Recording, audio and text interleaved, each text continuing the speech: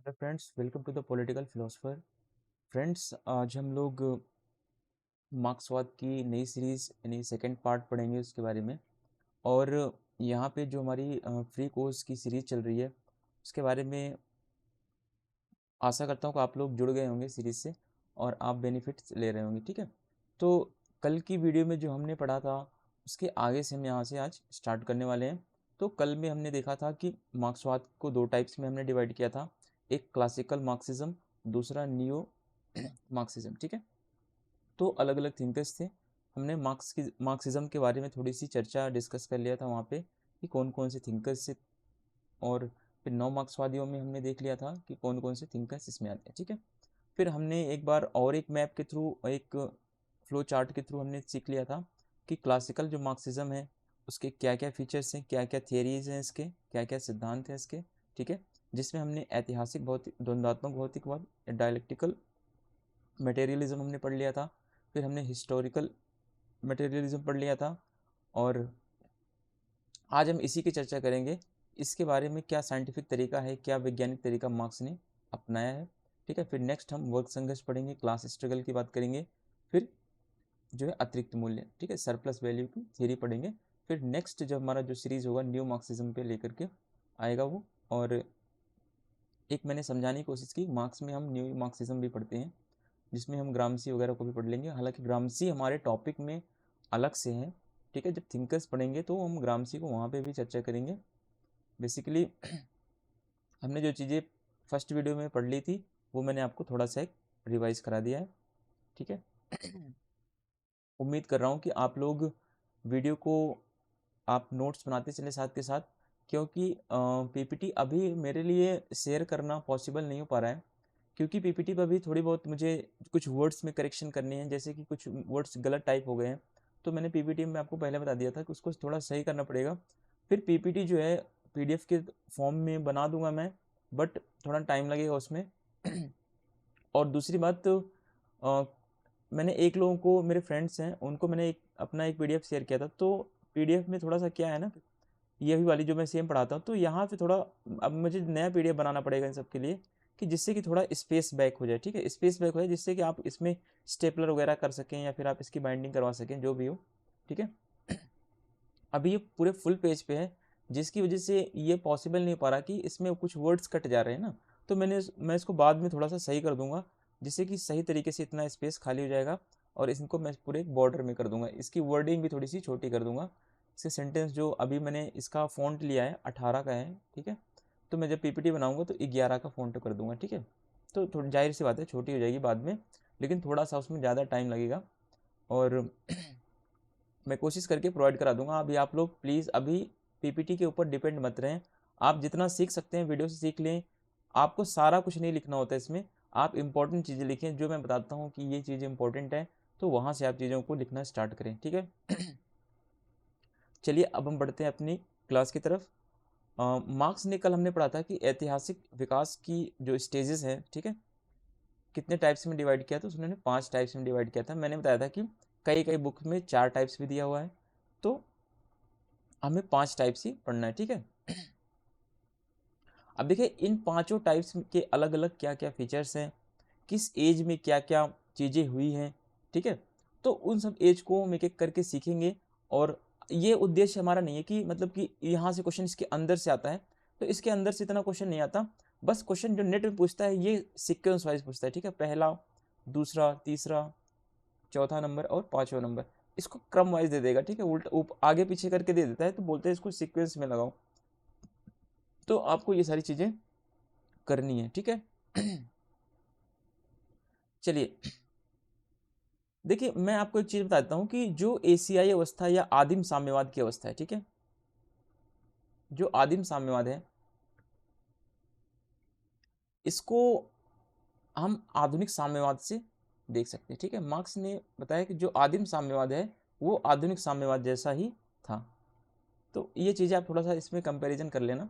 बाकी हम एक एक करके एशियाई अवस्था या एशिया आदिम साम्यवाद के बारे में पढ़ रहे हैं। ठीक है, पहला पॉइंट इसमें क्या है, आदिम साम्यवाद में क्या है, इसमें निजी संपत्ति का उदय नहीं हुआ है। ठीक है, अब वैसी ही बात कहाँ पे हो रही है, वैसी ही बात यहाँ पे होगी कि यहाँ पे भी जो साम्यवाद लाएगा मार्क्स, कह रहा है जो साम्यवाद आएगा वहाँ भी निजी संपत्ति नहीं होगी, ठीक है, निजी संपत्ति नहीं होगी, बल्कि संपत्ति कैसी होगी, संपत्ति जो होगी वो सार्वजनिक होगी, पब्लिक की होगी।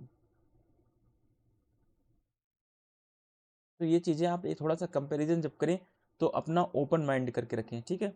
नेक्स्ट पॉइंट देखिए, अब जो एशियाई साम्यवाद है, जो पुराना साम्यवाद है, जो आदिम साम्यवाद है, ठीक है, इसमें क्या क्या होता है, इसमें उत्पादन के साधनों पर सामूहिक स्वामित्व होता है, या कह सकते हैं कि सरकार का नियंत्रण होगा, या फिर कह दें पब्लिक का इस पर कंट्रोल होगा। यहाँ पे निजी कंपनियों का उदय नहीं हुआ है, निजी व्यक्तियों का उदय नहीं हुआ है, यहाँ पे संपत्ति का उदय नहीं हुआ। जितने भी रिसोर्सेज होंगे, ठीक है, उन पर समाज का कंट्रोल होगा, ठीक है। तो ये सारी चीज़ें आदिम साम्यवाद अवस्था में चलती रहेंगी। फिर नेक्स्ट पॉइंट, इसलिए इसमें वर्गों का अस्तित्व नहीं है, ठीक है। यानी मार्क्स कह रहा है कि जब आदिम साम्यवाद आया तो वहाँ पे निजी संपत्तियाँ नहीं आई। निजी संपत्तियाँ ही क्या करती हैं, निजी संपत्तियाँ ही समाज को वर्गों में बांटती है, एक अमीरों का वर्ग, ठीक है, दूसरा गरीब का वर्ग। तो जब निजी संपत्ति नहीं है, प्राइवेट प्रॉपर्टी नहीं है, तो क्लास स्ट्रगल नहीं होगा, क्लास में डिवीजन नहीं होगा, ठीक है। तो इसीलिए मार्क्स कहता है कि इस वर्ग में क्या होगा, वर्ग नहीं होंगे, ठीक है। इस एज में या इस स्टेज में क्या होगा, किसी भी प्रकार का वर्ग नहीं होगा, समाज में विभाजन नहीं होगा। कभी क्वेश्चन ये पूछ ले आपसे कि निम्नलिखित में से जो एशियाई अवस्था है, दास युग है, सामंतवादी या पूंजीवादी युग है ना, इस युग में मार्क्स ने ऐसे कौन से युग में बात करी है कि जिसमें वर्गों का संघर्ष नहीं हुआ। तो आपको क्या लगाना है, आदिम साम्यवाद की तरफ आपको जाना पड़ेगा, ठीक है। तो मार्क्स ने बताया कि आदिम साम्यवादी अवस्था में वर्गों का अस्तित्व नहीं होगा, ठीक है। क्यों नहीं होगा, क्योंकि यहाँ पे निजी संपत्ति का उदय नहीं हुआ है। यहाँ पर जितनी भी संपत्तियाँ हैं, जितनी भी रिसोर्सेज हैं यहाँ पे, ठीक है, उन पर जो है वो किसका कंट्रोल बना हुआ है, सोसाइटी का कंट्रोल बना हुआ है, सामूहिक कंट्रोल बना हुआ है, ठीक है। यहाँ पर वर्ग संघर्ष नहीं पाया जाता। अब क्वेश्चन पूछ ले मार्क्स के अकॉर्डिंग निम्नलिखित में से चारों में से किस अवस्था में वर्ग संघर्ष नहीं पाया जाता। वहां पे साम्यवाद न देकर के आदिम साम्यवाद होगा तो भी आपको क्या, कहाँ पे जाना है, आदिम साम्यवादी अवस्था में वर्ग संघर्ष का विचार नहीं पाया जाता है, क्योंकि यहाँ पे निजी संपत्ति नहीं आई है, ठीक है। अब देखिए यहाँ पे और क्या चीज़ें हो रही हैं, यहाँ पे लोग शिकार कर रहे हैं, शिकार में क्या कर रहे हैं, मछली पालन है इनका, पशुपालन है, ठीक है, और पशुपालन के सहारे ही अपना ये जीवन व्यतीत कर रहे हैं। यहाँ पे भी पूंजी का उदय नहीं हुआ, ठीक है। अब देखिए दूसरा इसमें नेक्स्ट पॉइंट, लोग गांव का सामुदायिक जीवन जीते थे, ठीक है, गांव में सामुदायिक जीवन जीते थे, ठीक है।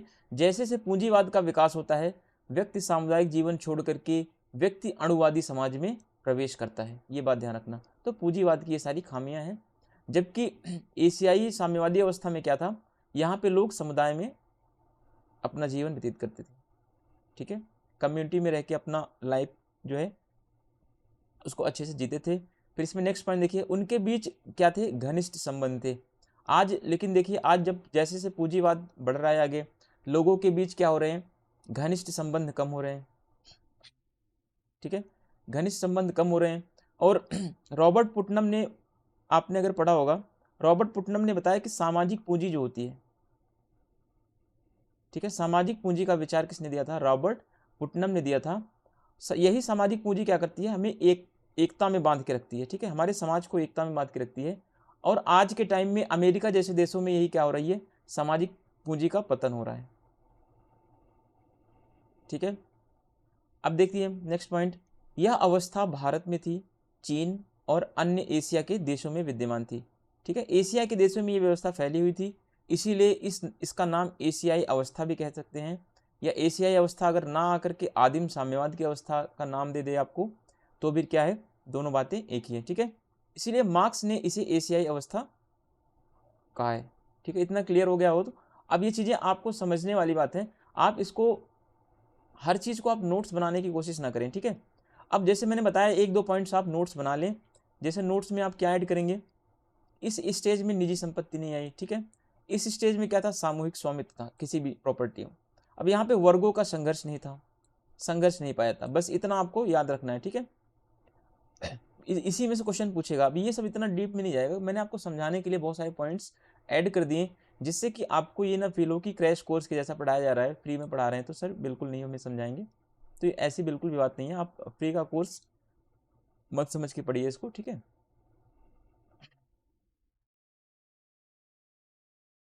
चलिए नेक्स्ट देखते हैं। अब देखिए मार्क्स कह रहा है कि ये देखिए मार्क्स का ऐतिहासिक भौतिकवाद है, ठीक है। पहले मार्क्स ने क्या बताया, द्वंद्वात्मक भौतिकवाद, डायलेक्टिकल मटेरियलिज्म, द्वंद्वात्मक भौतिकवाद बताया। उसी ये द्वंद्वात्मक भौतिकवाद जो था ये दार्शनिक विचार था मार्क्स का, ध्यान रखना है, दार्शनिक विचार था, ठीक है। तो अब इसी दार्शनिक विचार को वैज्ञानिकता में लाने के लिए मार्क्स ने ऐतिहासिक भौतिकवाद का सिद्धांत दिया, ठीक है। तो मार्क्स ने बताया कि जैसे जैसे अवस्थाएं बढ़ रही हैं वैसे वैसे क्या है, वैसे वैसे समाज में प्रगति भी हो रही है, वैसे वैसे समाज का स्वरूप बदल रहा है, वैसे वैसे अर्थव्यवस्था में परिवर्तन आ रहा है, ठीक है। अब देखिए आदिम साम्यवाद से समाज बदला, कहाँ पे गया, दास युग में आ गए, ठीक है। दास युग कहाँ प्रचलित था, यूनान में प्रचलित था, ठीक है। अरस्तु के टाइम में दास युग फेमस था। अब देखिए दास युग में क्या क्या चीजें पढ़ेंगे हम। इसमें क्या थी, इसमें उत्पादन प्रणाली का विकास हुआ, ठीक है। अभी यहाँ पर उत्पादन प्रणाली का विकास नहीं हो रहा है, लेकिन यहाँ पे उत्पादन प्रणाली का विकास हुआ और उत्पादन की यंत्र भी, ठीक है। अब जिससे हमें प्रोडक्शन करना है, यहाँ पे अब कुछ मशीनें भी, छोटी मोटी मशीनें डेवलपमेंट हो रही हैं, ठीक है। अब देखिए इसके फलस्वरूप लोगों के भरण पोषण से अधिक उत्पादन होने लगा। अब देखिए अब यहाँ पे क्या होता है, अब यहाँ से पूंजी का निर्माण शुरू हो रहा है। अभी जो आदिम साम्यवाद था, यहाँ पे लोगों के भरण पोषण तक ही भोजन हो पाता था, जो भी उत्पादन होता था यहाँ पे लोगों के खाने खाने तक होता था, ठीक है, बचता नहीं था यहाँ पे कोई सरप्लस नहीं हो रहा था। लेकिन यहाँ पे अब क्या हो रहा है, लोगों को पेट भर जा रहा है और उनके पास एक्स्ट्रा जो है अनाज वगैरह बच जा रहे हैं, तो अब क्या करेंगे, इसी एक्स्ट्रा अनाज को भी ये लोग सेल करेंगे, ठीक है। जब ये सेल करेंगे तो इससे धीरे धीरे क्या होगी, पूंजी का निर्माण होगा, संपत्ति बनेगी। जैसे पूंजी का निर्माण होगा तो नई नई थोड़ी थोड़ी मशीनें भी आएंगी, ठीक है। अब देखिए विभिन्न समुदायों में युद्ध आम बात हो चुकी थी यहाँ पे। क्यों आम बात हो चुकी थी, क्योंकि युद्ध होता था यहाँ पे आम समुदायों में, अलग अलग समुदायों में, जिसमें युद्ध में कुछ लोगों को बंदी बना लिया था। इसी युद्ध बंदियों को दास का नाम दे दिया गया था, ठीक है। जो युद्ध में जिन सैनिकों को बंदी बना लिया था, उन राजा क्या करते थे, उनको अपने यहाँ ला करके मालिक दास बना लेते थे और उनसे अपना सारा काम करवाते थे, ठीक है। इससे श्रम शक्ति का विस्तार हुआ। श्रम शक्ति का विस्तार एक तो ऐसे होता है, ऐसे भी होता है कि दास आने से क्या होता है, दासों से लोग जबरन काम लेते थे, ठीक है। फिर प्राचीन अवस्था में दो वर्ग उभर गए, एक स्वामी और दूसरा दास। अब देखिए यहाँ से क्या होता है, वर्ग का उदय शुरू होता है, ठीक है, क्लास का जो है राइज यहाँ से स्टार्ट हो जाता है। कभी आपसे क्वेश्चन पूछे कि निम्नलिखित में से जो मार्क्स ने जो ऐतिहासिक भौतिकवाद के विकास की अवस्था बताई है, तो सर्वप्रथम हमें वर्गों का उदय कहाँ पे देखने को मिलता है, तो दास युग में हमें वर्गों का उदय देखने को मिलता है। एक मालिक होता है, ठीक है, दूसरा क्या होता है, दास होता है। क्लियर है यहाँ पे, एक स्लेव एंड दूसरा मास्टर होता है, ठीक है। पहला शोषक तो दूसरा शोषित होता है। शोषक कौन होता है, मालिक होता है। मालिक जो है अपने दास का शोषण करता है, ठीक है, उसका एक्सप्लॉयटेशन करता है मास्टर। फिर देखिए इस प्रकार दासता शोषण का पहला रूप था, ठीक है। अब यहाँ से क्या होता है, एक्सप्लॉयटेशन शुरू हो जाता है। पहले एक्सप्लॉयटेशन होता है दास का, स्लेव्स का, ठीक है। उसके बाद जैसे जैसे एज बदलता जाता है, ठीक है, अब यहाँ पे शोषण के तरीके, दूसरी सामंतवादी व्यवस्था आएगी आगे बढ़ के। अब यहाँ पे शोषण का तरीका क्या हो जाएगा, चेंज हो जाएगा थोड़ा सा। क्लियर है, क्योंकि अब यहाँ पे जो वहाँ मालिक था, अब वहाँ मालिक की जगह यहाँ पे क्या हो जाएगा, सामंत हो जाएगा। एक सामंत हो जाएगा, दूसरा किसान हो जाएगा। अब सामंत जो है ना, जो लैंडलॉर्ड है, वो क्या करेगा, किसान का शोषण करेगा, किसानों का एक्सप्लॉयटेशन करेगा। तो देखिए अब चीजें एक एक करके क्या हो रही हैं, जैसे से युग बदल रहे हैं, जैसे से एज में चेंजेज आ रहे हैं, वैसे वैसे जो है समाज में शोषण के तरीके भी बदल रहे हैं। ये बात आप धीरे धीरे समझ रहे होंगे मुझे लगता है जहां तक, ठीक है। एक बार क्लियर कर लेते हैं फिर हम चीजों को आगे समझें। अब देखिए तीसरा हमारा है सामंतवादी युग।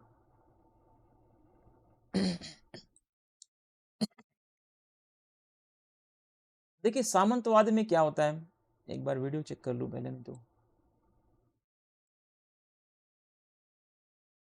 ठीक है, देखते हैं सामंतवादी युग। ठीक है, पहले हम कहाँ थे, आदिम साम्यवाद, फिर हम आए दास युग।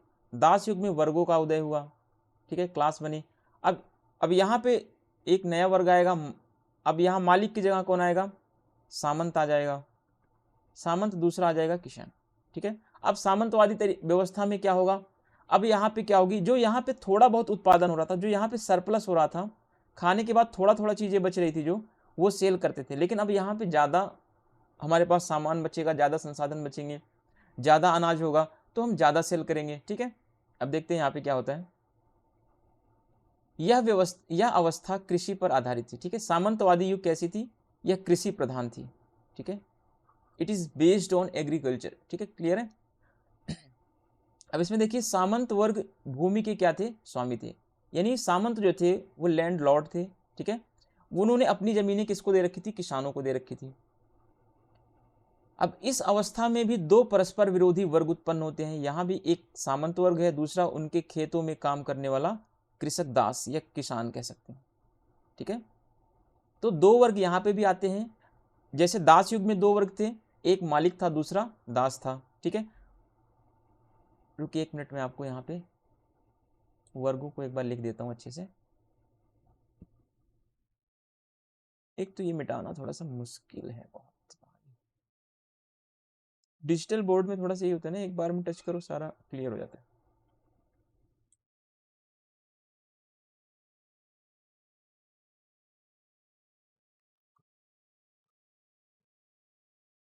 देखिए, अब यहाँ दास युग में क्या था, दास युग में दो वर्ग थे, एक मालिक,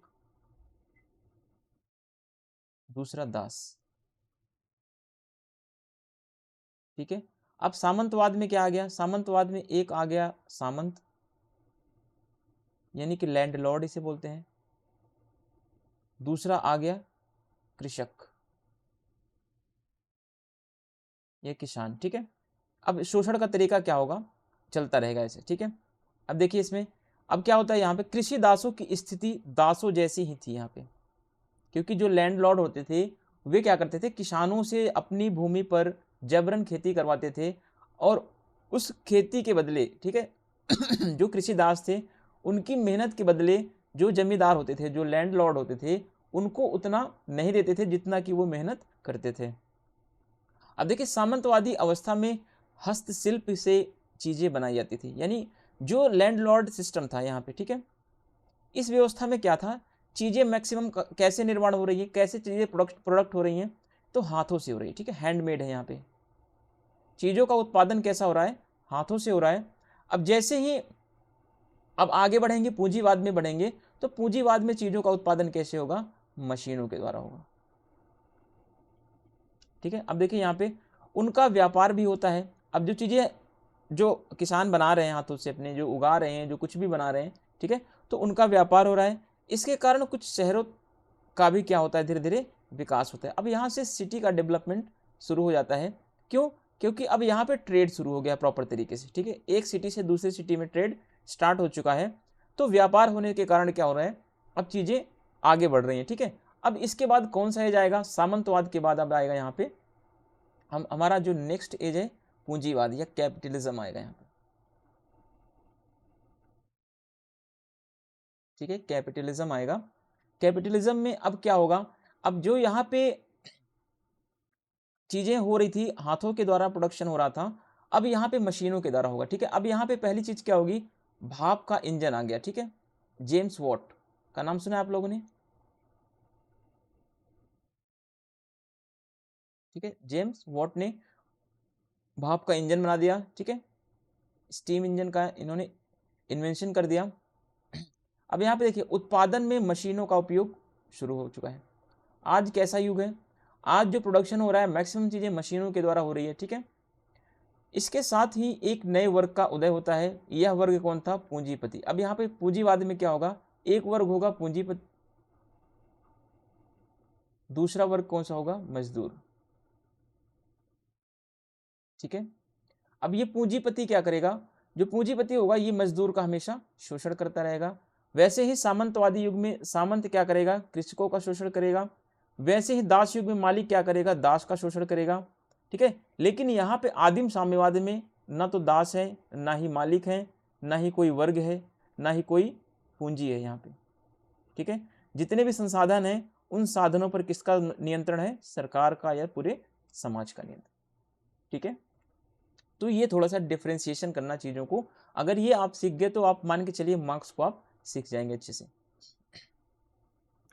अब देखिए इसके साथ इसके पास पूंजी थी, इसके माध्यम से यह बड़े बड़े उद्योगों को स्थापित करने में सफल हुआ। पूंजीपति वर्ग न सिर्फ आर्थिक प्रभुत्व स्थापित हुआ, पूंजीपति वर्ग का न सिर्फ आर्थिक प्रभुत्व स्थापित हुआ, बल्कि वह राजनीतिक रूप से भी क्या हुआ? पॉलिटिकली भी स्ट्रांग हो चुका था। ठीक है, इसने सामंतवादी वर्ग के प्रभुत्व को समाप्त कर दिया। जैसे पूंजीवाद आता है, जैसे ही कैपिटलिज्म आता है, वैसे ही सामंतवाद क्या होता है? समाप्त हो जाता है। अब इसमें शोषण क्या होता है? बढ़ जाता है। शोषण का जो स्वरूप यह है, पहले की तुलना में क्या हो जाता है? ज्यादा हो जाता है यहाँ पे। अब एक पूंजीपति क्या करता है? लाखों मजदूरों का शोषण कर रहा होता है। ठीक है, आप एक फैक्ट्री में जाएंगे तो देखेंगे एक फैक्ट्री में हजारों वर्कर्स काम कर रहे हैं। ठीक है, तो फैक्ट्री का मालिक कोई एक व्यक्ति होगा, तो एक व्यक्ति क्या कर रहा है? हजारों मजदूरों का शोषण कर रहा है। तो पूंजीवादी अवस्था में दो परस्पर विरोधी वर्गों का अस्तित्व होता है, एक पूंजीपति वर्ग और दूसरा औद्योगिक मजदूर वर्ग। ठीक है, तो ये सारी चीजें आप अच्छे से ध्यान में रखना। और अब हम देखते हैं साम्यवाद में जब नेक्स्ट अवस्था है जिसकी मार्क्स ने कल्पना की है, जिसकी मार्क्स चाहता है कि यह अवस्था आए। ठीक है, मार्क्स का उद्देश्य था कि साम्यवाद की स्थापना करना। साम्यवाद आने के बाद क्या क्या चीजें होंगी? ना तो वहां पे निजी संपत्तियां होंगी, ना ही कोई वर्ग होगा, ना ही कोई वर्ग संघर्ष होगा। ठीक है, ना ही किसी प्रकार का कोई शोषण होगा। ठीक है, अब देखिए साम्यवादी युग कैसी अवस्था है? ऐसी अवस्था में उत्पादन के साधनों पर किसका स्वामित्व हो जाएगा? यानी जितने भी समाज में जितने भी संसाधन हैं उस संसाधनों पर किसका नियंत्रण हो जाएगा? सार्वजनिक नियंत्रण हो जाएगा। ठीक है, दूसरी बात इसमें क्या हो जाएगा? राज्य का अंत हो जाएगा। ठीक है, यहाँ पे क्या हो जाएगा? साम्यवाद में स्टेट नहीं होगा। ठीक है, स्टेट को समाप्त कर दिया जाएगा। क्यों समाप्त कर दिया जाएगा? क्योंकि मार्क्स कहता है कि स्टेट क्या करता है? राज्य ही क्या करता है? समाज को दो भागों में विभाजित करता है, टू पार्ट्स में क्या करता है? टू पार्ट्स में डिवाइड करता है। पहला, एक तो पूंजीपतियों का वर्ग, दूसरा मजदूरों का वर्ग। ठीक है, तो इससे क्या होगा? इससे समाज में शोषण हमेशा बना रहता है, यह राज्य करता है, तो इसीलिए राज्य की कोई आवश्यकता नहीं होगी साम्यवादी युग में। ठीक है, तो कम्युनलिज्म में मार्क्स कहता है कि वर्ग संघर्ष यहाँ नहीं होंगे। क्यों नहीं होगा? क्योंकि जब राज्य ही नहीं रहेगा तो वर्ग संघर्ष नहीं होंगे। ठीक है, जब कोई निजी संपत्ति नहीं रहेगी तो वर्ग संघर्ष नहीं होगी। ठीक है, इसकी एक विशेषता और होगी कि इसमें प्रत्येक व्यक्ति से उसकी क्षमता के अनुसार कार्य लिया जाएगा और प्रत्येक को उसके आवश्यकता के अनुसार मिलेगा। यानी आपकी क्षमता अगर 1 घंटे कार्य करने की है तो आपको आपसे 1 घंटे कार्य लिया जाएगा। ठीक है, 1 आवर आपको कार्य करना पड़ेगा। बट अगर आपकी जरूरत जो है, अगर मान लीजिए कि यहाँ समझिए थोड़ा सा, अगर आपकी क्षमता है 1 घंटे काम करने की। ठीक है, आपने 1 घंटे काम किया और आपको जरूरत है, अगर मान लीजिए 1 घंटे में आपने काम किया और 1 घंटे की जो सामान्य वेतन मिलता है वो अगर 1000 मिलता है। ठीक है, बट आपने 1 घंटे, आपकी क्षमता 1 घंटे काम करने की है बट आपके घर में जरूरत है 10,000 रुपए की। ठीक है, तो आपको कितना मिलेगा? 1 घंटे की ही 10,000 रुपये मिलेंगे, क्योंकि आपकी आवश्यकता के अनुसार आपको मिलेगा। यहाँ पे आपकी क्षमता के अनुसार आपसे काम लिया जाएगा और आपकी आवश्यकता के अनुसार आपको वेतन दिया जाएगा। ठीक है, या फिर जो भी समझ ले, वेतन या आपकी जरूरतों को पूरा किया जाएगा। अगर वही कोई व्यक्ति है जिसकी क्षमता है 10 घंटे काम करने की, वो 10 घंटे काम करेगा, यानी कि वो 1,00,000 रुपये का डेली काम कर रहा है और वो उसको जरूरत कितनी की है? 1,000 रुपये की, तो उसको 1,000 रुपये दिया जाएगा। ठीक है, जो एक्स्ट्रा इनकम होगी वो समाज के सभी व्यक्तियों का क्या होगा? उस पर सामूहिक स्वामित्व होगा, सामूहिक कंट्रोल होगा। ठीक है, तो ये रही मार्क्स की ऐतिहासिक विकास की अवस्था। मार्क्स ने बताया कि ऐतिहासिक विकास जो है, हिस्टोरिकल डेवलपमेंट इसी तरीके से आगे बढ़ा हुआ है। तो इसी को मार्क्स ने क्या बोला? यह वैज्ञानिक तरीका है और इसी के माध्यम से मार्क्स ने बताने की कोशिश की कि इस तरीके से समाज का जो स्वरूप है आगे बढ़ा हुआ है। ठीक है, इसके बाद मार्क्स का अगला सिद्धांत आता है अतिरिक्त मूल्य का सिद्धांत, जिसका नाम है theory of surplus value. Theory of surplus value.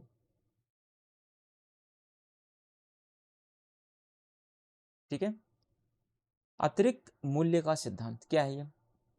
अब देखिए, अतिरिक्त मूल्य के माध्यम से मार्क्स ने यह दिखलाने का प्रयास किया है। देखिए अब यहाँ पे थोड़ी सी गलती हो गई ना, इसीलिए पीपीटी में थोड़ा सा करेक्शन करना जरूरी है, प्रयास होना चाहिए। दिखलाने का प्रयास किया है कि पूंजीवादी व्यवस्था में मजदूरों का शोषण किस तरीके से होता है। तो अतिरिक्त मूल्य का सिद्धांत क्या बताता है? अतिरिक्त मूल्य का सिद्धांत यह दर्शाता है कि पूंजीवादी व्यवस्था में, ठीक है, पूंजीवादी व्यवस्था में कैसे मजदूरों का शोषण किया जाता है, कैसे पूंजी का निर्माण होता है, और यही अतिरिक्त पूंजी कैसे पूंजीपतियों को और अमीर, गरीबों को और गरीब बनाने का प्रयास करती है। ठीक है, देखिए इसी में नेक्स्ट पॉइंट, जहां ऐतिहासिक भौतिकवाद का सिद्धांत मार्क्सवाद का समाज वैज्ञानिक आधार प्रस्तुत करता है, तो वहीं अतिरिक्त मूल्य का सिद्धांत मार्क्स का आर्थिक आधार हमारे सामने रखता है। ठीक है, ऐतिहासिक भौतिकवाद के माध्यम से मार्क्स ने क्या बताया? मार्क्स ने समाज के मनोवैज्ञानिक आधार को प्रस्तुत किया। ठीक है, सोशियोलॉजिकल बेसिस को इन्होंने बताया कि समाज में क्या होता है, पदार्थों में द्वंद्व होता है। ठीक है, जो मटेरियल है उनमें क्या होता है, कॉन्फ्लिक्ट होता है, और इसी मटेरियल के कॉन्फ्लिक्ट के थ्रू हमारा समाज धीरे धीरे आगे बढ़ता रहता है। जबकि वहीं दूसरी तरफ जो सरप्लस वैल्यू का सिद्धांत है मार्क्स का, इसमें क्या बताता है? इसमें मार्क्स ने बताया कि आर्थिक आधार का निर्माण कैसे होता है, कैसे अर्थव्यवस्था का निर्माण होता है। ठीक है, कैसे पूंजी का निर्माण होता है, पूंजी के निर्माण से जो अतिरिक्त पूंजी का निर्माण होता है, जो एक्स्ट्रा कैपिटल गेन होती है। ठीक है, जो अतिरिक्त पूंजी आती है, इसी अतिरिक्त पूंजी से कैसे पूंजीपति बनता है, और वो कैसे और मजदूरों का शोषण करता हुआ आगे बढ़ता है। ठीक है, तो इन सब चीजों को हम यहाँ पे आज देखेंगे।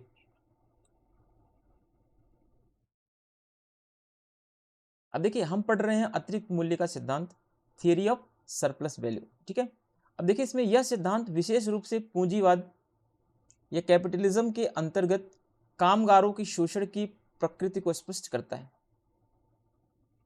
अब देखिए ये सामान्य बातें हैं, लेकिन कभी कभी क्या करता है एग्जामिनर, इन सब बातों को क्वेश्चन के रूप में ये हमारे सामने ला के रख देता है। ठीक है, कि जो अतिरिक्त मूल्य का सिद्धांत है यह क्या करता है, यह कामगारों के शोषण, ठीक है, ये कैसे वर्कर्स का एक्सप्लॉयटेशन होता है, इसके बारे में हमें इसकी जानकारी अतिरिक्त मूल्य के सिद्धांत में देखने को मिलती है। ठीक है, इस सिद्धांत के अनुसार क्या होता है, वस्तुओं का सामान्य सामाजिक सार तत्व क्या है, केवल श्रम है।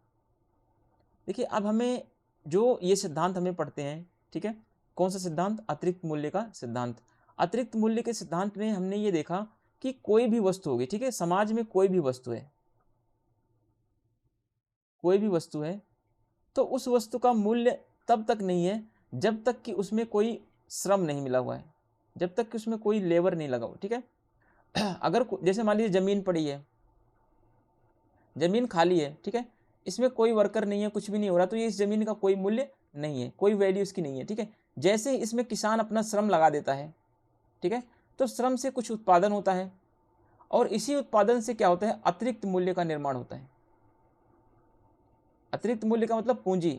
ठीक है, जो उत्पादन होगा इसी उत्पादन को क्या करेगा, किसान बाजार में ले जाए बेचेगा। ठीक है, तो इससे क्या होगी, उसकी एक्स्ट्रा इनकम जनरेट होगी। ठीक है, तो अतिरिक्त मूल्य के सिद्धांत में कहने का मतलब है कि किसी भी वस्तु का, ठीक है, उपयोग तभी है, किसी भी वस्तु की वैल्यू तभी है जब उसमें क्या मिल जाता है, श्रम मिल जाता है। ठीक है, जब तक उसमें श्रम नहीं मिलेगा, जब तक उसमें मेहनत नहीं लगेगी, तब तक उस वस्तु की कोई वैल्यू नहीं है। ठीक है,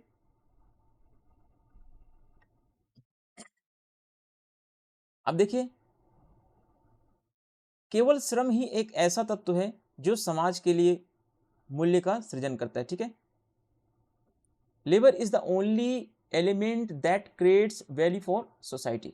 तो ये क्या है, ये इंपॉर्टेंट है। ठीक है, ये सारे पॉइंट्स क्या हैं, आपको यही वाले पॉइंट्स इस तरीके से लिखने होते हैं कि जो आपको थोड़ा सा आप आइडेंटिफाई करना सीखें। ठीक है, तो मार्क्स क्या बोल रहा है, कि मार्क्स कह रहा है केवल श्रम के माध्यम से ही क्या कर सकते हैं, समाज के लिए मूल्य का निर्धारण कर सकते हैं। ठीक है, जब तक श्रम नहीं मिलेगा, जब तक हम किसी वस्तु में अपना श्रम नहीं लगाएंगे, तब तक वो वस्तु हमारे लिए मूल्यवान नहीं बन सकती, हमारे लिए वैल्यूएबल नहीं बन सकती। ठीक है, अब देखिए किसी भी वस्तु का मूल्य इसलिए होता है कि वह सामाजिक श्रम की परिणति, ठीक है।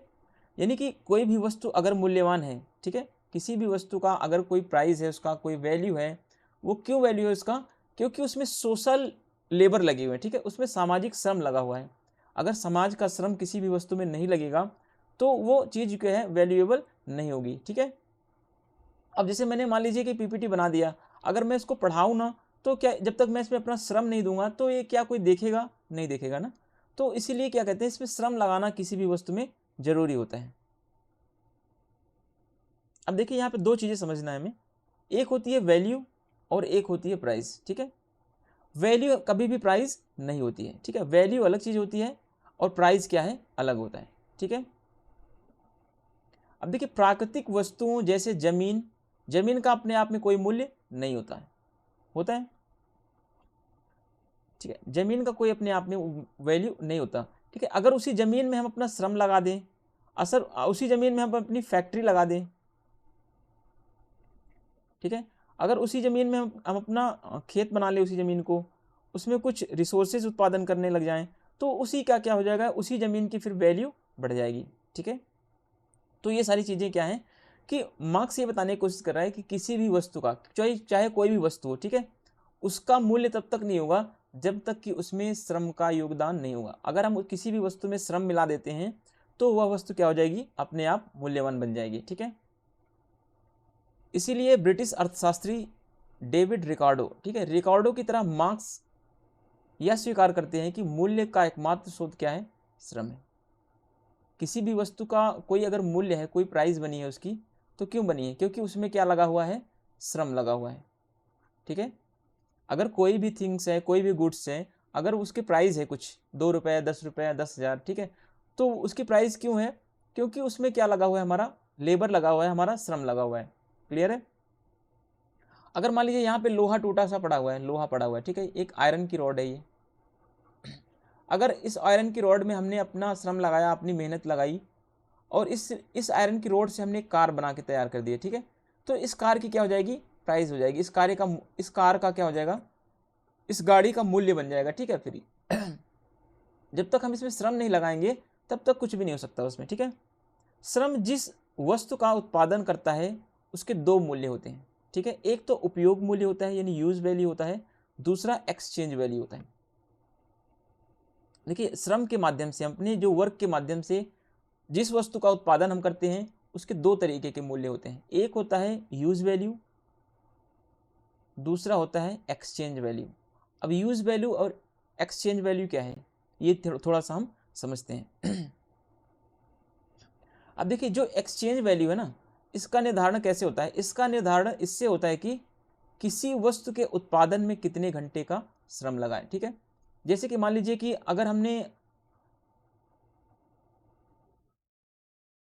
10,000 आवर्स लगाए, ठीक है, हमने कितने आवर्स लगाए हैं, 10,000 घंटे हमने लगा के किसी वस्तु का उत्पादन किया है, कोई प्रोडक्शन किया है, तो जाहिर सी बात है कि वो वस्तु क्या होगी, उसका मूल्य क्या होगा, ज़्यादा होगा, वो ज़्यादा कॉस्टली होगी, ठीक है। अगर कोई वस्तु 1 घंटे में बन के तैयार हो रही है तो जाहिर सी बात है कि वो क्या हो सकती है, सस्ती होगी, ठीक है, वो थोड़ी सी चीप होगी। तो कहने का मतलब है कि मार्क्स बता रहा है कि किसी विनिमय मूल्य जो होता है, एक्सचेंज वैल्यू होती है, उससे फिक्स होती है कि जितने घंटे हम उसमें काम करते हैं, ठीक है। अब देखिए नेक्स्ट, मजदूर अपनी श्रम शक्ति द्वारा इससे ज़्यादा विनिमय मूल्य पैदा करता है, ठीक है। यानी कि जो मजदूर होते हैं, जो लेबर होते हैं, अपनी मेहनत के द्वारा क्या करते हैं, एक्सचेंज वैल्यू का निर्माण करते हैं, ठीक है। तो एक्सचेंज वैल्यू कहाँ से आती है, हमारी श्रम शक्ति से निर्माण होता है, ठीक है। यही अतिरिक्त मूल्य है, इस पर मजदूर वर्ग का अधिकार नहीं होता। अब अतिरिक्त मूल्य पर अधिकार किसका होता है, यहाँ से क्वेश्चन बना हुआ है नेट में, तो अतिरिक्त मूल्य जो बनता है उसको कौन लेता है, उसको पूंजीपति लेता है, पूंजीपति के साथ चला जाता है अतिरिक्त मूल्य, और इसी अतिरिक्त मूल्य से नई पूंजी का निर्माण होता है, ठीक है, नई पूंजी का निर्माण होता है, नया कैपिटल निर्माण होता है इससे, और नई पूंजी के निर्माण से क्या होता है, अमीर वर्ग क्या होता है, और ज़्यादा अमीर हो जाता है, गरीब वर्ग और गरीब होता चला जाता है। ठीक है, तो ये सारी चीज़ें हमें धीरे धीरे सीखते हुए चलना है कि नहीं, इससे क्या होगा, अतिरिक्त मूल्य किसको मिलता है, अतिरिक्त मूल्य जो मिलेगा वो मालिक को मिलेगा। अतिरिक्त जो मूल्य मिलेगा वो किसको मिलेगा, पूंजीपति को मिलेगा। ठीक है, अतिरिक्त मूल्य कभी भी मजदूर वर्ग को नहीं मिलता है, ये ध्यान रखना। ठीक है, इसी अतिरिक्त मूल्य से क्या होता है, पूंजी का निर्माण होता है। इसी एक्स्ट्रा इनकम से क्या होता है, कैपिटल का क्रिएशन होता है। ठीक है, पूंजी का निर्माण होता है। और इसी अतिरिक्त मूल्य से मजदूरों का शोषण भी। अतिरिक्त मूल्य क्या है, मजदूर के शोषण का आधार है। क्या यह बात सही है, बिल्कुल सही है। ठीक है, अतिरिक्त मूल्य कैसे शोषण का आधार है, देखिए अतिरिक्त मूल्य बना जैसे मान लीजिए कि एक मजदूर है, यहाँ पे समझने की कोशिश कीजिए, मजदूर है यहाँ पे। ठीक है, एक मजदूर है 8 घंटे दिन में काम करता है, 8 घंटे काम करके उसे कितना मिलता है, 400 रुपये मिलता है। ठीक है, पर डे। लेकिन 8 घंटे वो काम करता है, 400 रुपये उससे मिलता है। और जो अपना 8 घंटे वो श्रम देता है कंपनी में, उसी श्रम से जो 8 घंटे का प्रोडक्शन हो रहा है, ठीक है, उससे 8 घंटे में मालिक क्या कर रहा है, 4000 रुपये का काम करवा रहा है इससे। ठीक है, तो 400 रुपये उसको दे दिया, बाकी जो बचा 3600 रुपये। ठीक है, 3600 क्या है, यही तो अतिरिक्त मूल्य है, यही अतिरिक्त मूल्य है। तो ये अतिरिक्त मूल्य किसको मिलता है, ये अतिरिक्त मूल्य मालिक को मिलता है।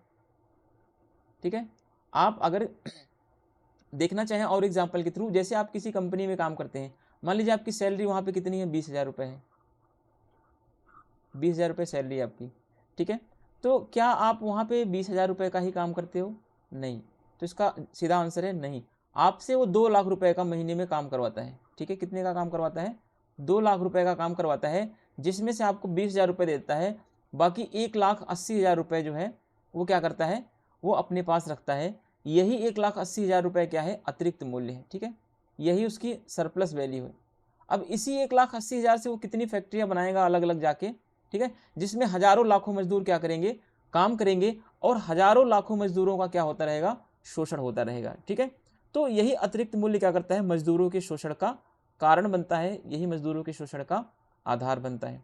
ठीक है, उम्मीद करता हूँ कि चीज़ें आपको समझ में आ रही होंगी। ये ज़्यादा उनको समझ में आ रही होंगी जो अभी स्टडी के दौरान काम भी कर रहे होंगे, और उनको पता चलता होगा कि हमारा मालिक हमसे कितना काम लेता है, और घर पे आने के बाद भी हमारे पास कॉल आता है, हमें जीने नहीं देते ना, मतलब फिर वही सिचुएशन आ जाती है कि काम पे काम लिए जा रहे हैं और पैसा नहीं मिल रहा है हमें कुछ भी। तो शोषण कहीं ना कहीं आपका पूरी तरीके से हो रहा है। ठीक है, तो ये रहा हमारा अतिरिक्त मूल्य का सिद्धांत। अब हम इसके बारे में दोबारा कब पढ़ेंगे, अतिरिक्त मूल्य के बारे में, जब हम मार्क्स को पढ़ेंगे। ठीक है, मार्क्स के यही सारे सिद्धांत फिर हम पढ़ेंगे, फिर वहाँ पे हम इन सब सारी चीज़ों की चर्चा करते रहेंगे। और अब जो मार्क्स का अगला सिद्धांत है, वर्ग संघर्ष का सिद्धांत। ठीक है, क्लास स्ट्रगल की थियरी क्या है। एक बार वीडियो का ड्यूरेशन देखता हूँ मैं, 38 का हो गया।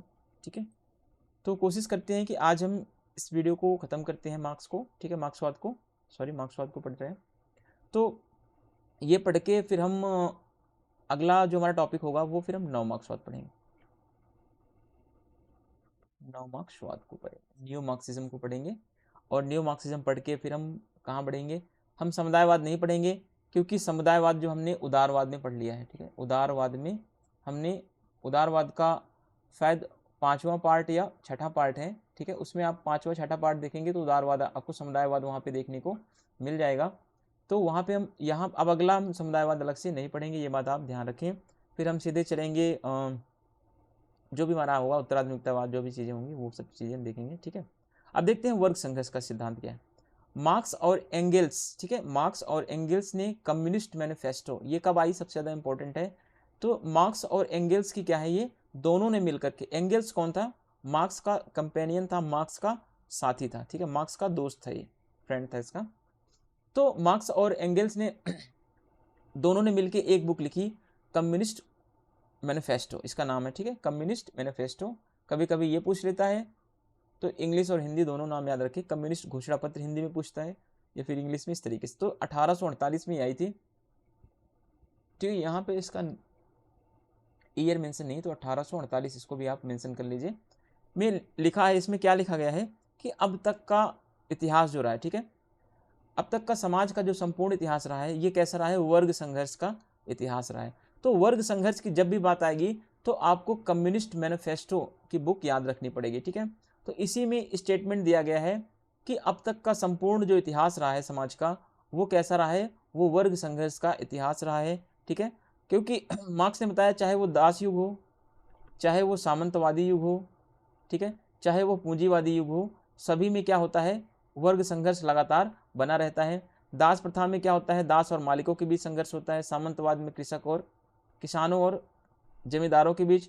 पूंजीपतियों में क्या होता है, पूंजीवाद में पूंजीपति के बीच और मजदूरों के बीच ये संघर्ष हमेशा बना रहता है, ठीक है। तो इसका मतलब है कि इतिहास की सभी महत्वपूर्ण घटनाओं का कारण क्या है, वर्ग संघर्ष है, ठीक है। ये मार्क्स कह रहा है कि इतिहास में जितनी भी महत्वपूर्ण घटनाएं होती हैं यह सब दो वर्गों के बीच संघर्ष होता है, ठीक है। वर्ग तो समाज में बहुत सारे होते हैं, लेकिन बेसिकली जो वर्ग होंगे दो ही होंगे, ठीक है। समाज में बहुत सारे छोटे छोटे वर्ग होंगे, ठीक है, ऐसे होंगे, लेकिन जो बेसिकली जो दो वर्ग होंगे वो दो ही वर्ग में डिवाइड होंगे। एक छोटे छोटे सारे वर्ग, एक तो या तो पूंजीपति की तरफ चले जाएंगे, या छोटे छोटे दूसरे जो वर्ग होंगे वो मजदूरों के हितों के लिए चले जाएंगे। जैसे आप देख लें, एक तरफ यूएसएसआर को मान लें या तो दूसरी तरफ यूएसए को मान लें, ठीक है। तो इस तरीके से दो ही वर्ग होंगे समाज में, और जिसकी वजह दोनों में क्या होता रहेगा, हमेशा संघर्ष होता रहेगा। इसी संघर्ष में क्या होगी, इतिहास में बहुत सारी महत्वपूर्ण घटनाएं होंगी। चाहे आप फ्रांस की क्रांति को देख लीजिए, चाहे आप भारत की आज़ादी को ले लीजिए, है ना। भारत में आज़ादी, भारत की स्वतंत्रता के लिए संघर्ष क्यों हुआ, क्योंकि अंग्रेजों ने क्या किया, भारत का शोषण किया, ठीक है। शोषण नहीं होता, यानी कि एक वर्ग ने दूसरे वर्ग का क्या किया, शोषण किया, एक्सप्लॉयटेशन किया, जिसकी वजह से दोनों वर्गों में क्या हुआ, संघर्ष उत्पन्न हुआ, क्लैश हुआ, ठीक है, कॉन्फ्लिक्ट हुआ, दोनों में क्लास कॉन्फ्लिक्ट होता है, जिसकी वजह से एक समय ऐसा आता है कि अंग्रेज क्या करते हैं, यहाँ से 1947 में हमें हमारा प्यारा भारत देश बिल्कुल गरीबी की हालत में छोड़ करके वो चले जाते हैं, ठीक है।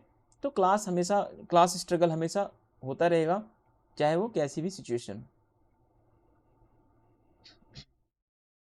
अब देखिए मार्क्स यहाँ पे मैंने क्या बताया था, अगर आपने ध्यान से पढ़ा होगा, यहाँ पे देखिए केवल दो ही अवस्थाएं ऐसी हैं जहाँ पे क्लास स्ट्रगल नहीं होता, वर्ग संघर्ष नहीं होता। एक तो आदिम साम्यवाद, दूसरा साम्यवाद, जो मार्क्स ने कल्पना की है साम्यवाद लाने की, ठीक है।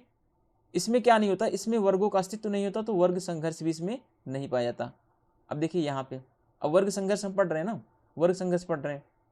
अब यहाँ पे देखिए, अब कह रहे हैं कि प्रत्येक अवस्था में, ठीक है, दो परस्पर विरोधी वर्गों का अस्तित्व होता है, लेकिन ब्रैकेट में मैंने लिखा है, लेकिन आदिम साम्यवादी, देखिए यहाँ पे मान में नहीं साम्य होगा, आदिम साम्यवादी अवस्था को छोड़कर, ठीक है, आदिम साम्यवादी अवस्था को छोड़ करके हमेशा दो वर्गों में क्या होगा, परस्पर संघर्ष होगा, और इसी संघर्ष के माध्यम से समाज क्या होता रहेगा, धीरे धीरे बढ़ता रहेगा, ठीक है। तो किस अवस्था में संघर्ष नहीं होगा, आदिम साम्यवादी अवस्था में संघर्ष नहीं होगा। और जो मार्क्स ने एक साम्यवाद की कल्पना की है, इसमें और इस अवस्था में भी जो है वो क्लास स्ट्रगल नहीं होगा, किसी तरीके का कोई कॉन्फ्लिक्ट नहीं होगा, ठीक है। इसके अलावा समाज में अन्य वर्ग भी होते हैं। देखिए समाज में बहुत सारे वर्ग होंगे, लेकिन समाज जो है बेसिकली दो ही वर्ग में डिवाइड होगा, ठीक है। जितने छोटे छोटे वर्ग होंगे एक तरफ आ जाएंगे, दूसरे छोटे छोटे वर्ग जो होंगे दूसरी तरफ चले जाएंगे, ठीक है। एक पूंजीपतियों का वर्ग हो जाएगा, कैपिटलिस्ट का, दूसरा लेबर का, मजदूरों का, ठीक है। तो इस तरीके से क्लास जो है दो तरीके में, दो पार्ट्स में डिवाइड होगा, और जितने भी छोटे बड़े और भी जो अन्य वर्ग होंगे वो एक दूसरे की क्लास में क्या होंगे, मिलके एक नया वर्ग बना लेंगे अपना। अब देखिए नेक्स्ट पॉइंट, लेकिन वर्ग संघर्ष की स्थिति तब आती है जब समाज के अन्य वर्ग इन्हीं दो वर्गों में क्या हो जाएं, संगठित हो जाएं। जैसे देखिए अमेरिका और यूएसएसआर के बीच वॉर तब तक नहीं हुआ जब तक कि इन दोनों का जब एक प्रॉपर तरीके से ऑर्गेनाइजेशन नहीं बन गया, ठीक है। क्लैश तब तक इन दोनों के बीच में शुरू नहीं होता है जब तक कि इन दोनों के साथ कई छोटे छोटे देश नहीं आ जाते, ठीक है। तो मार्क्स कह रहा है कि समाज में चाहे कैसी भी अवस्था हो समाज की, साम्यवादी अवस्था को छोड़ करके उसमें बहुत सारे छोटे छोटे वर्ग होते हैं, ठीक है। जब ये वर्ग इकट्ठा हो जाते हैं, ठीक है, बहुत जैसे मान लीजिए बहुत सारे छोटे छोटे वर्ग हैं जो पूंजीपतियों के वर्ग हैं, ठीक है। जब ये वर्ग इकट्ठा हो जाएंगे तो एक बड़ा वर्ग बन जाएगा, ठीक है। तो एक बड़ा वर्ग बन जाएगा, तो ये अलग वर्ग कहलाएगा, पूंजीपतियों का वर्ग, कैपिटलिस्ट का क्लास कहलाएगा ये। फिर दूसरी तरफ छोटे छोटे वर्गों से जो कोई रिक्शा चला रहा है, कोई मजदूरी कर रहा है, कोई फैक्ट्रियों में काम कर रहा है, कोई कहीं काम कर रहा है, कोई जूते सिल रहा है ना, तो एक जब ये सारे वर्ग क्या हो जाएंगे, मिल जाएंगे, तो ये पूरे एक बड़े वर्ग का निर्माण होगा, जिसको क्या नाम दिया जाएगा, मजदूरों का वर्ग। ठीक है, बहुत सारे वर्ग तो हैं, लेकिन बेसिकली समाज में दो वर्ग ही माने जाएंगे, एक पूंजीपति जो शोषक है हमारा, जो शोषण करता है, दूसरे जो मजदूर वर्ग हैं जिन पर शोषण किया जा रहा है, जो शोषित है, एक्सप्लॉइटेड है। ठीक है, तो दो वर्ग होंगे। अब देखिए, वर्ग संघर्ष की स्थिति में क्या होता है, पूरा समाज जो है पूंजीपति और मजदूर दो ही वर्गों में क्या होगा, डिवाइड हो जाएगा। मजदूर क्या होता है, हमेशा बहुसंख्यक होता है, मजदूरों की संख्या हमेशा ज़्यादा होती है। ठीक है, जैसे आपने इलीट क्लास पढ़ी होगी ना, इलीट क्लास में क्या होता है, आप देखेंगे राजनेता जो होते हैं, जो पॉलिटिशियन होते हैं, क्या वो ज़्यादा होते हैं, नहीं। ठीक है, वो 800-900 पॉलिटिशियन मिलके पूरे देश को 150 करोड़ लोगों को क्या कर रहे हैं, रेगुलेट करते हैं। ठीक है, तो मजदूरों की संख्या हमेशा ज़्यादा होगी।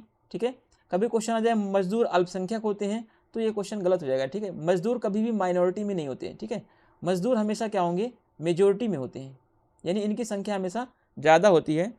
और जो मालिक होते हैं, ठीक है, मालिक हमेशा इनकी संख्या कैसी होगी, माइनॉरिटी में होगी, इनकी संख्या हमेशा कम होगी। इन सब चीज़ों को आप ध्यान रखें, ये सब चीज़ें लिखने वाली नहीं होती, आप इन सब चीज़ों को कॉमन सेंस में भी आप देख सकते हैं। ठीक है,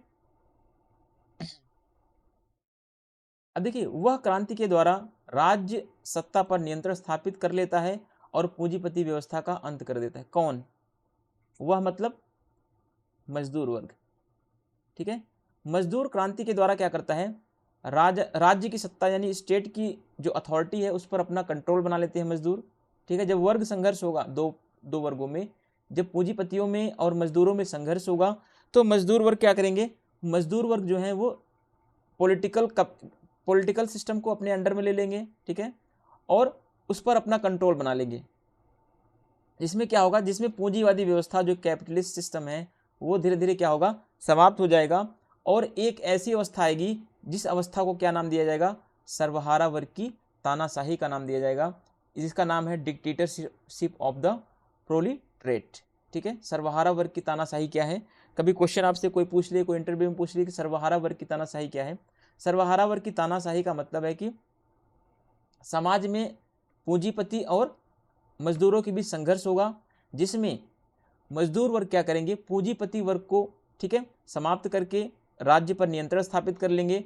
इसी अवस्था को सर्वहारा वर्ग की तानाशाही का नाम दिया गया है। ठीक है, या फिर इसी अवस्था को क्या कहते हैं, इसी अवस्था को समाजवाद के नाम से भी जाना जाता है। अब यही सर्वहारा वर्ग की तानाशाही की अवस्था या फिर यही समाजवाद की अवस्था क्या करेगी, साम्यवाद का मार्ग प्रशस्त करेगी। ठीक है, साम्यवाद का निर्माण करेगी। ठीक है, साम्यवाद क्या है, साम्यवाद, अब देखिए यहाँ पे एक बात और समझिए कि जो सर्वहारा वर्ग की तानाशाही की अवस्था है ना, जो सर्वहारा वर्ग की तानाशाही की अवस्था है, ये कैसी अवस्था है, ये संक्रमणकालीन है। संक्रमणकालीन का मतलब ये लंबे समय तक नहीं चलेगी, ये कुछ समय के लिए होगी, जैसे साल, 6 महीने, 2 साल के लिए चलेगी। उसके बाद जैसे ही साम्यवाद आ जाएगा, ठीक है, तो ये संक्रमणकालीन अवस्था समाप्त हो जाएगी, ना तो किसी की तानाशाही होगी, ठीक है, और ना ही किसी का शासन होगा। ठीक है, बात समझने वाली बात। ठीक है, तो ये सर्वहारा वर्ग की तानाशाही जो है वो कैसी है, ये थोड़े समय के लिए है बस, यानी ये संक्रमणकालीन है। ठीक है, और इसी व्यवस्था को एक अलग नाम दे सकते हैं, सोशलिज्म या समाजवाद के नाम से ही ये जानी जाती है। ठीक है, नाउन एज द सोशलिज्म। अब सर्वहारा वर्ग की तानाशाही में क्या होगा, एक थोड़ा सा और समझ लें अगर समझना चाहें तो। सर्वहारा वर्ग की तानाशाही में होगा, इसमें मजदूर वर्ग क्या करेंगे, सत्ता पर नियंत्रण कर लेंगे, और मजदूर वर्ग क्या करेंगे, पूंजीवाद का खात्मा करेंगे, पूंजीवाद की समाप्ति कर देंगे। ठीक है, पूंजीपतियों के ऊपर अब क्या करेंगे, पूंजीपतियों के ऊपर अब ये शासन करेंगे। अभी तक जो पूंजीपति इनका शोषण कर रहे थे, अब मजदूर वर्ग मिलकर क्या करेंगे, पूंजीपतियों का शोषण करेंगे। ठीक है, तो ये लंबे समय तक नहीं चलेगा। क्यों नहीं चलेगा, क्योंकि मार्क्सवाद का उद्देश्य शोषणकारी व्यवस्था लाना नहीं है। ठीक है, सर्वहारा वर्ग की अधिनायकवादी जो शासन व्यवस्था है, इसमें शोषण बना हुआ है अभी भी। शोषण अब कौन कर रहा है, अब शोषण उल्टा हो गया है, जो पहले शोषण मालिक कर रहे थे मजदूरों का, अब यहाँ पे शोषण करेगा मजदूर किसका, पूंजीपतियों का। ठीक है, तो मार्क्स इससे भी खुश नहीं है। मार्क्स कह रहा है कि हमें ऐसी अवस्था नहीं चाहिए जिसमें शोषण बना हुआ हो, बल्कि वह तो साम्यवाद चाहता है। ठीक है, मार्क्स कहता है जैसे ही साम्यवाद आ जाएगा वैसे ही ये क्या हो जाएगी, ये अवस्था थोड़े समय के लिए ये खत्म हो जाएगी। जैसे ही सिस्टम में कंट्रोल हमारा पूरी तरीके से बन जाएगा, और फिर क्या होगा, फिर साम्यवाद आने के बाद न तो कोई शोषण होगा, न ही कोई शोषण करता होगा। ठीक है, कोई किसी भी तरीके का कोई एक्सप्लॉयटेशन नहीं होगा, न तो अमीर वर्ग होंगे, न ही गरीब वर्ग होंगे, न ही किसी प्रकार का राज्य होगा, न ही किसी प्रकार का कोई धर्म होगा। ठीक है, तो यहाँ पे क्लासलेस स्टेटलेस सोसाइटी का निर्माण हो जाएगा, किसी भी प्रकार का कोई एक्सप्लॉयटेशन नहीं होगा। तो ये सारी चीज़ें मार्क्स का उद्देश्य है। मार्क्स का उद्देश्य सर्वहारा वर्ग की तानाशाही लाना नहीं है। ठीक है, मार्क्स कह रहा है कि एक अवस्था आएगी सर्वहारा वर्ग की तानाशाही, लेकिन वो थोड़े समय के लिए होगी। ठीक है, और यही सर्वहारा वर्ग की तानाशाही क्या करेगी, साम्यवाद के मार्ग की तरफ हमें आगे बढ़ाएगी। अब देखते हैं अगला हम अपना समाजवादी व्यवस्था, या फिर कह सकते हैं सर्वहारा वर्ग की तानाशाही क्या है ये। अब इसको हम इसके बारे में थोड़ा सा हम चर्चा कर लेंगे। ठीक है, अब देखिए हमने अभी क्या पढ़ा, हमने पढ़ा कि वर्ग संघर्ष। ठीक है, वर्ग संघर्ष किसके किसके बीच संघर्ष होगा, इसमें संघर्ष जो होगा वो पूंजीपति के बीच होगा। ठीक है, और मजदूरों के बीच संघर्ष होगा। ये संघर्ष चलेगा, और इस संघर्ष में क्या होगा, इस संघर्ष में ऐसी स्थिति आएगी कि मजदूर क्या कर देंगे, पूंजीपति को समाप्त कर देंगे, और मजदूरों का क्या हो जाएगा, राज्य पर नियंत्रण हो जाएगा। इसी अवस्था को क्या नाम बोल दिया गया है, इसी अवस्था को सर्वहारा वर्ग की तानाशाही बोल दिया गया है। सर्वहारा का मतलब होता है मजदूर। ठीक है, मजदूरों की तानाशाही आ जाएगी किसके ऊपर, मालिकों के ऊपर। ठीक है, अब हम देखते हैं यहाँ पे कि वास्तव में है क्या सर्वहारा वर्ग की तानाशाही, डिक्टेटरशिप ऑफ प्रोलेटरेट क्या है। मार्क्स कहता है कि समाजवादी व्यवस्था में सर्वहारा यानी मजदूर, ठीक है, मजदूर वर्ग की तानाशाही स्थापित होगी। क्या ये बात सही है, तो बिल्कुल सही है। ठीक है, इसमें मजदूर वर्ग के बहुमत वाली क्या होगी, सरकार होगी। अब यहाँ पे जो पहले सरकार किसकी होती थी, अल्पमत की सरकार होती थी। ठीक है, अल्पमत माइनॉरिटी की जो गवर्नमेंट होती थी, अल्पमत की किसकी सरकार थी, पूंजीपतियों की सरकार थी। अब यहाँ पे बहुमत की सरकार हो जाएगी, किसकी सरकार, यानी मजदूरों की सरकार। ठीक है, अब यहाँ पे मजदूरों की सरकार बन जाएगी।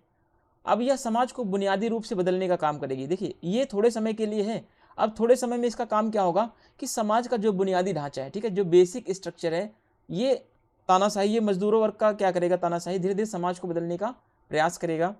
ठीक है, इसके द्वारा और क्या किया जाएगा, इसके द्वारा उत्पादन के साधनों पर निजी जो प्राइवेट कंपनियों का नियंत्रण बना हुआ है, इसी निजी स्वामित्व को समाप्त करके, है ना, सामूहिक स्वामित्व को स्थापित किया जाएगा। सर्वहारा के अधिनायकवाद में क्या होगा, जो निजी कंपनियां थी, जो पूंजीपतियों की कंपनियां थी, इनको क्या कर दिया जाएगा, समाप्त कर दिया जाएगा।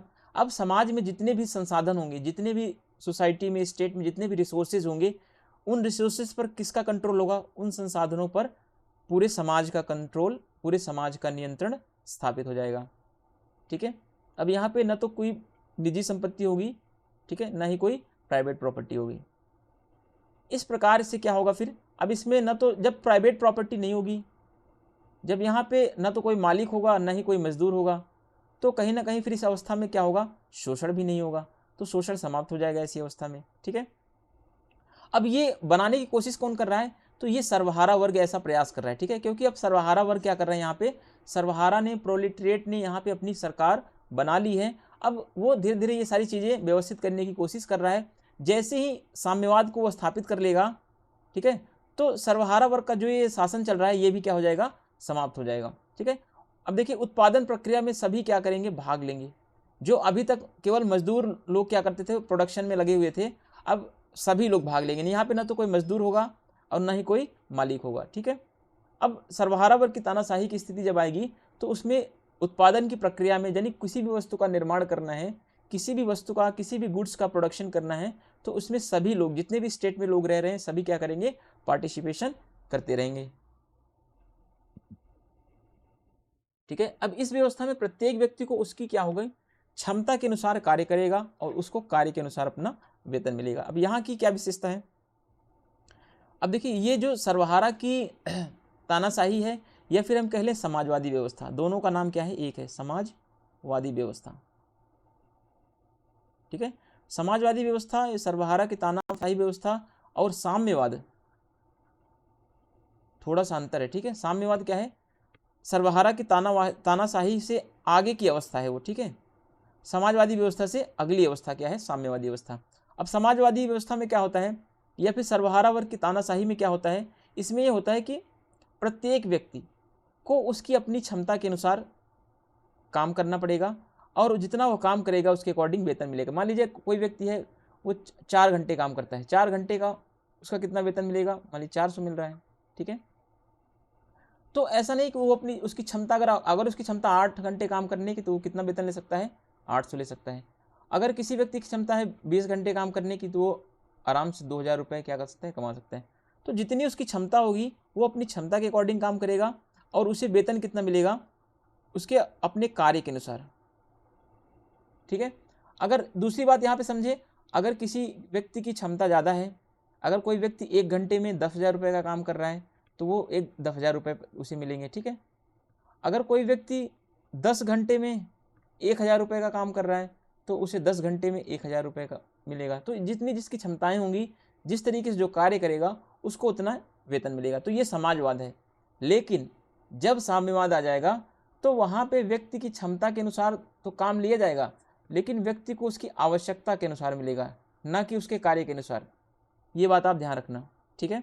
अब यहाँ पे क्या हो रहा है? उसके कार्य के अनुसार मिल रहा है, लेकिन जैसे ही साम्यवाद आएगा तो वो व्यक्ति अपनी क्षमता के अनुसार पूरा काम करेगा। फिर यहाँ पे वो क्या करेगा? उसके अपने ज़रूरत यहाँ पे लग जाएगी बस। अब उसकी ज़रूरत के अनुसार उसे क्या मिलेगा? वेतन या पैसा मिलेगा, जो भी मिलेगा, ठीक है। बस साम्यवाद और समाजवाद में थोड़ा सा अंतर ये है, समाजवाद में कार्य लगा हुआ है और जैसे ही साम्यवाद आ जाएगा ये कार्य क्या होगा? हट जाएगा। क्लियर है?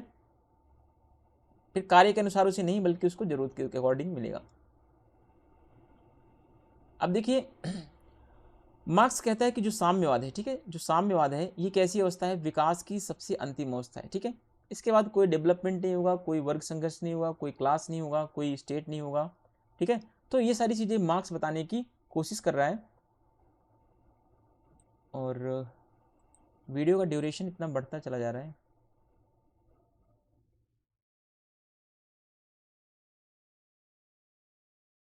चलिए अगली क्लास को हम पढ़ लेंगे फिर 20 मिनट को बना के, ठीक है।